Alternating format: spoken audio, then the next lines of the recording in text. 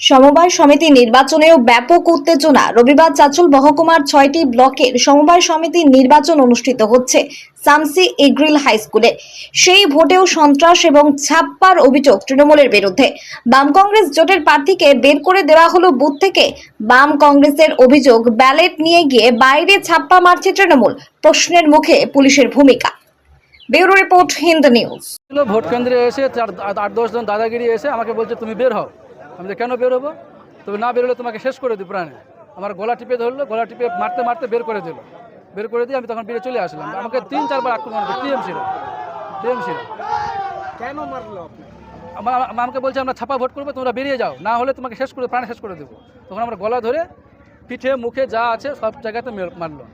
2 থেকে 3 বার আক্রমণ করেছে। তখন আমি আমি এজেন্ট, আমি ক্যান্ডিডেট, আমি ক্যান্ডিডেট জোট প্রার্থী।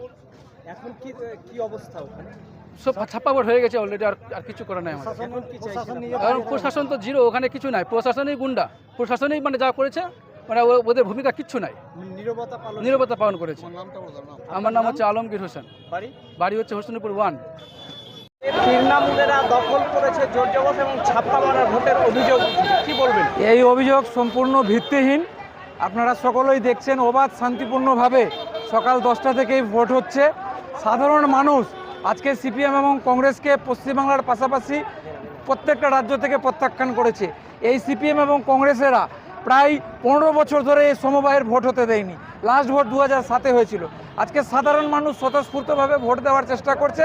সেটা বিজেপির মদতে সিপিএম এবং কংগ্রেস তাদের আর্থিক সহযোগিতা নিয়ে সাধারণ মানুষকে বিভ্রান্ত করার চেষ্টা করছে। আমাদের তৃণমূল কংগ্রেসের কর্মী এবং সকলে আমরা শান্তিপূর্ণভাবে আমাদের নেত্রী মমতা বন্দ্যোপাধ্যায়ের নেতৃত্বে আমরা সমস্ত জায়গায় ভোট করে থাকি। আজকে শামসির সমবায়ে যে 6টা ব্লকের ভোট হচ্ছে খুব অবাধ শান্তিপূর্ণভাবে হয়েছে। প্রশাসন সুন্দরভাবে সমস্ত রাজনৈতিক দলকে সমান চোখে দেখছেন এবং সাধারণ মানুষকে ভোট দেওয়ার সুযোগ করে দিচ্ছেন।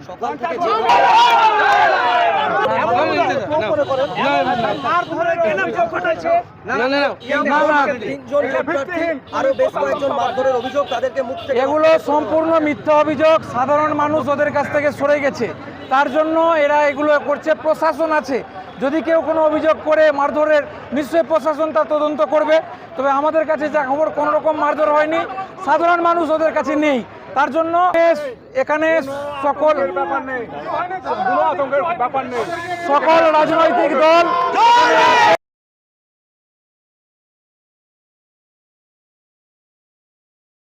আহত করেছে।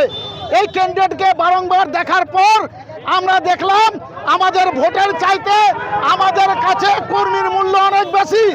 তাই কর্মীকে বললাম তোমরা সবাই বেরিয়ে আসো, আমরা ভোট বয়কট করলাম। এর জবাব জনগণের কাছে যাব, জনগণের কাছে নিব।